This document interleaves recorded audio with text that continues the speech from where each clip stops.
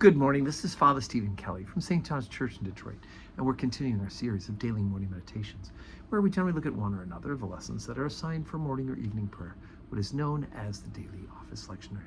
Today for Thursday, let's take a look at the lesson that's assigned from the morning prayer from St. Luke's Gospel. We're on chapter 18, beginning at verse 31.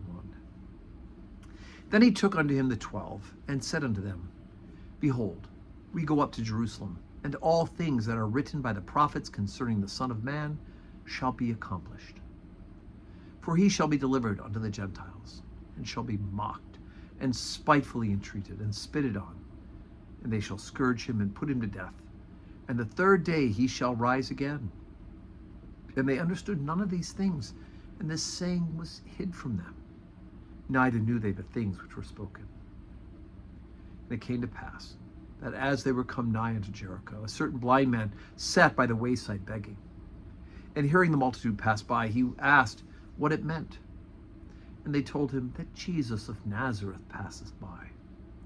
And he cried, saying, Jesus, thou Son of David, have mercy on me. And they which went before rebuked him, that he should hold his peace. But he cried so much the more, Thou Son of David, have mercy on me. And Jesus stood and commanded him to be brought unto him. And when he was come near, he asked him, saying, What wilt thou that I should do unto thee? And he said, Lord, that I may receive my sight. And Jesus saith unto him, Receive thy sight. Thy faith hath saved thee. And immediately he received his sight and followed him, glorifying God. And all the people, when they saw it, gave praise unto God. Okay, so the first part of the lesson today, here's Jesus teaching very plainly to them that he is going to suffer, he's going to be put to death, and he's going to rise from the dead. And it says that it was hid from them. Neither knew they the things that were spoken. They just can't comprehend. They're not able to comprehend that this great teacher, this great miracle worker, this great raiser of things is somehow going to be treated this way. They can't even begin to fathom it. And it says that it was hid from them, right? Neither knew they the things which were spoken. But in hindsight, they'll go, oh my gosh, remember when he said X? Here it is. But then, of course, we have this man begging for healing, right? And at first, the crowd is like, yeah, tell him to be quiet. He's interrupting us, right? And he cries out even more. And his petition is to have mercy on me, right? Be merciful, I'm blind. Be merciful, I can't see, right? And here it is.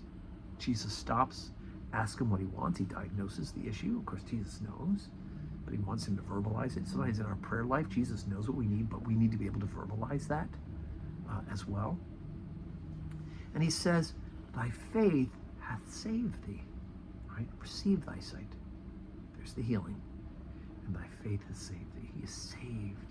It's more than just the healing. The healing is remarkable. And it says people are glorifying God because of it. That's remarkable. But more importantly, your faith that he is the Son of David and that he can have mercy on him. Your faith has saved thee. And being saved is even bigger than having your sight restored. It's one of those remarkable things, a kind of a twist in the story. And if you're not looking for it, you won't see it. Whew. So today's Thursday, 10:30 Holy Communion and 4 o'clock evening prayer. Come and worship with us, or else join us on the live stream. But let's make sure that we are saying our prayers, we're glorifying God in the life of prayer, and that we are praying for each other. And may God grant us all a Thursday that's full of blessing.